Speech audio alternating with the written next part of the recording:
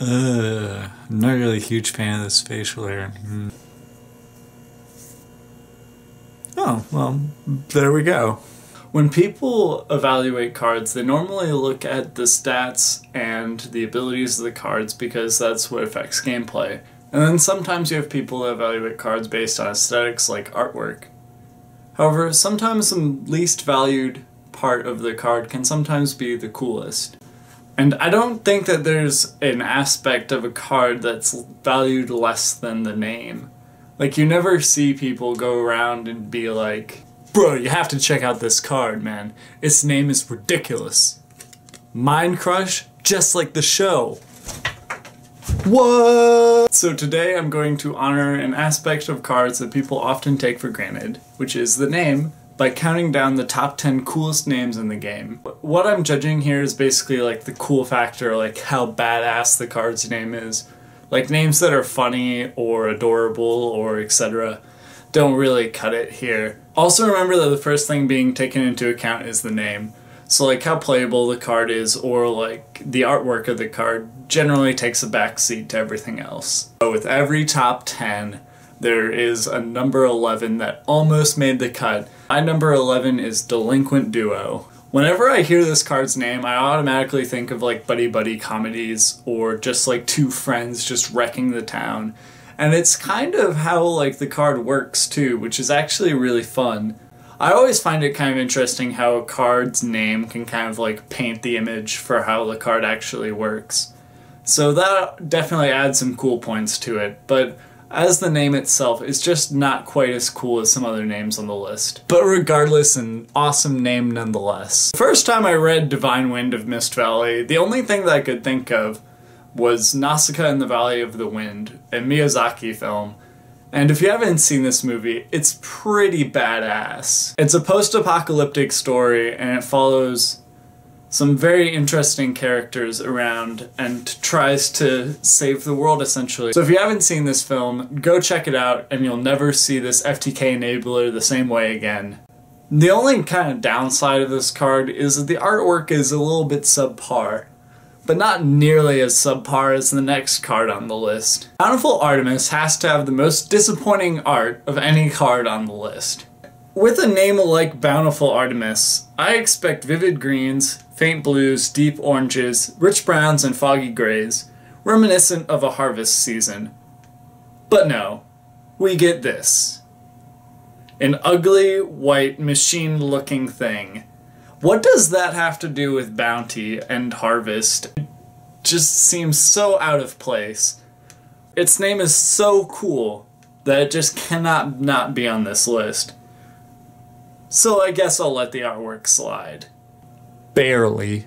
Allure of Darkness just kind of sounds like a card that a Sith Lord would play.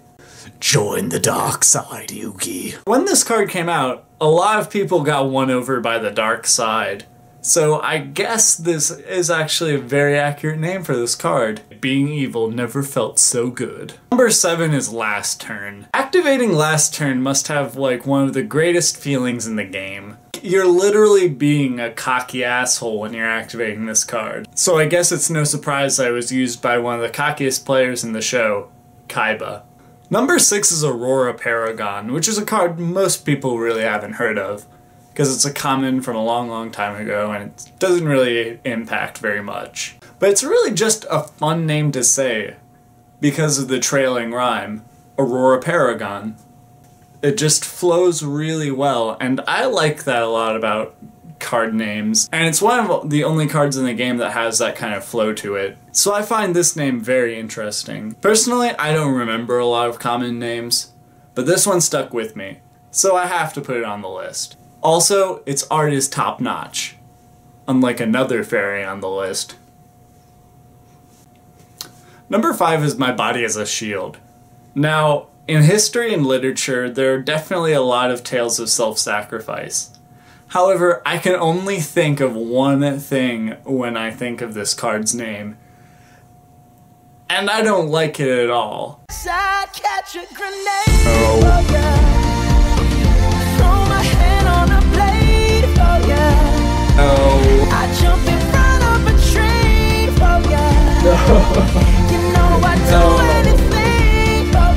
my god, just shut up. Vanity's Emptiness is a very rare card. Not for its value, because it is a common. I bet a $30 common, but...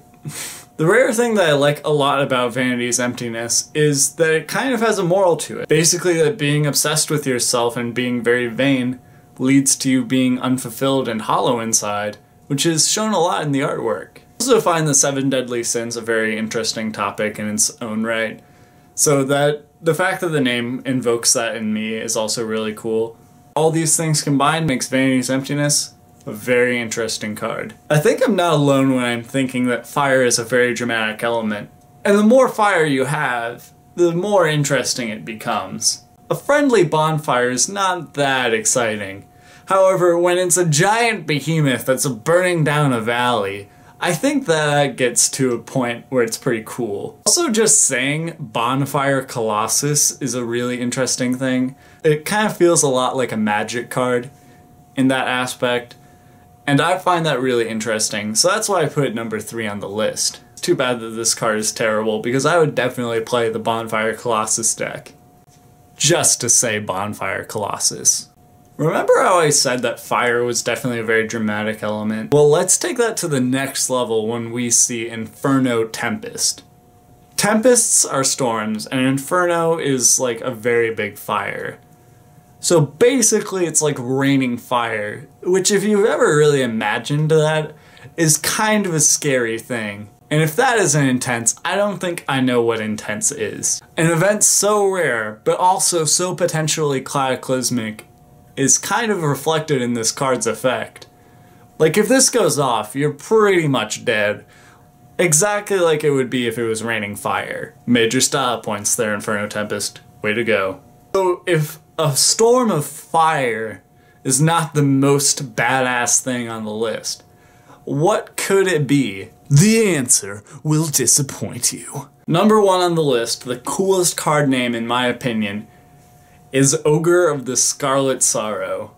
Of all else, I'm a fan of descriptive language. I love using adjectives. I also love reading adjectives and trying to imagine like what exactly these mean. And this card is probably one of the most interesting adjectives, also somewhat out of place in the game. Like, how can sorrow be scarlet? I don't really get it, but it invokes a lot of images in my brain. And I just have always kind of wondered, like, why is it called Scarlet Sorrow? And I don't really know. And that's kind of half the fun of the card. Well, actually, that's kind of all the fun of the card. The card's actually very bad. So to me, Ogre of the Scarlet Sorrow is the coolest name in the game. But you probably have your own opinions, so let me know in the comment section down below what you think the coolest card name in the game is. And I'll see you guys later. Smashing Pumpkin signing out. Peace.